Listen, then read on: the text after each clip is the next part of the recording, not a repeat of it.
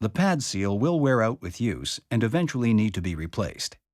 Here are the steps for replacing the pad seal. First, with the vacuum pad removed from the lifter and positioned upside down, remove the old pad seal from the pad.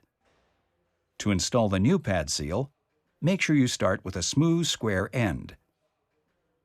Position the start of the pad seal in the middle of the pad. Now, hold the inside of the pad seal in the channel.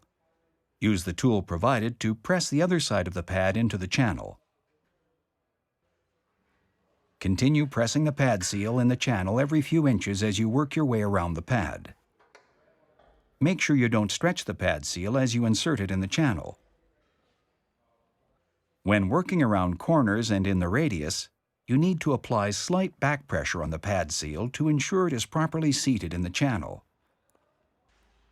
Once you have worked the pad seal in the channel all around the pad, overlap the ends by about 1/4 of an inch or 6 millimeters and cut off any excess. Make sure the cut is clean and square. Apply pad seal adhesive to both ends. Once the adhesive becomes tacky, join the ends together and hold for a minute.